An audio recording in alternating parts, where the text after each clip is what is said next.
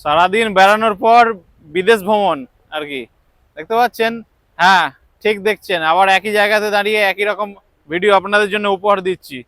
দ্বিতীয়বারের জন্য ভুটানে আসা, আন্তর্জাতিক ট্রিপ, আমাদের গরিবের আন্তর্জাতিক ট্রিপ ফ্রিতে, একদম পাসপোর্ট ভিসা ছাড়া।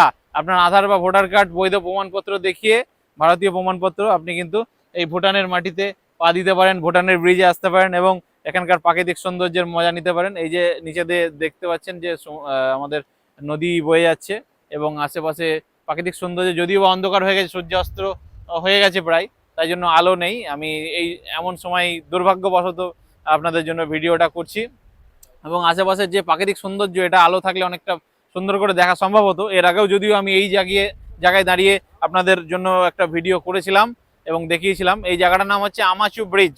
আপনারা যারা আলিপুরদুয়ার জেলা, আমাদের পশ্চিমবঙ্গের আলিপুরদুয়ার জেলা হয়ে আসবেন যারা ভুটানে, তারা কিন্তু এই জায়গাটায় আসতে পারবেন। এই জায়গাটার নাম হচ্ছে ফুয়েন্ট শিলংয়ের এই জায়গাটা আমাচু ব্রিজ। মানে ওই পর্বতটা দেখতে পাচ্ছেন, পাহাড়টা দেখতে পাচ্ছেন, ওই পাহাড়ের ওই পারেই কিন্তু আমাদের ভারতবর্ষ এবং আলিপুরদুয়ার জেলা আমাদের পশ্চিমবঙ্গের। এবং এই পার্টটা হচ্ছে ফুয়েন্ট শিলং, ওই পার্টটা জয়গাঁও, এই পার্টটা ফুয়েন্ট শিলং। মানে ভারতবর্ষ এবং ভুটান আন্তর্জাতিক সীমারেখা।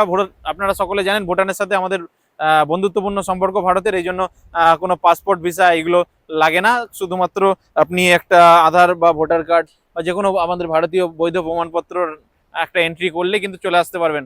এখন একবার যদি আসেন, পরবর্তীতে আপনার এন্ট্রি থাকবে, পরবর্তীতে আপনি নিজেই মোবাইলে আপনার পাসটা করে এন্ট্রি করে চলে আসতে পারেন। তো দেখতে পাচ্ছেন বন্যা হয়েছিল যেহেতু উত্তরবঙ্গের বন্যার যে প্রকোপ সেটা দেখতে পাচ্ছেন, জলের বিশাল এখন গতি এবং আশেপাশে পাহাড় সেগুলো একদম ভিজে রয়েছে।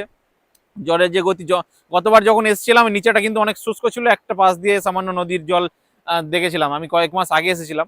এখন কিন্তু দেখতে পাচ্ছি প্রচুর পরিমাণে জল কিন্তু এখানটাতে হয়েছে, যেহেতু উত্তরবঙ্গে বন্যা, তাই জন্য এখানেও একদম অন্ধকার নেমে আসছে আর কি। আর এই বড় ব্রিজটা, এটা দিয়ে কিন্তু আপনার গাড়ি যাতায়াত করে, 4 চাকা বা বড় গাড়ি যানবাহনের যাওয়ার রাস্তা। তো অন্ধকার হয়ে আসছে, আমি ভুটানে আর ঘুরবো, কিন্তু আপনাদের জন্য ভিডিও উপহার দিতে পারবো কিনা জানি না। ফুয়েন্ট শিলং যে মার্কেটটা রয়েছে, সেই মার্কেটে একটু আলো আছে, সেখানে আমি দু একটা ভিডিও শুট করব, বাইরের প্রকৃতি সেটা দেখানোর চেষ্টা করব। ঠিক আছে, ভুটান দেখা হচ্ছে আবার, বাই বাই।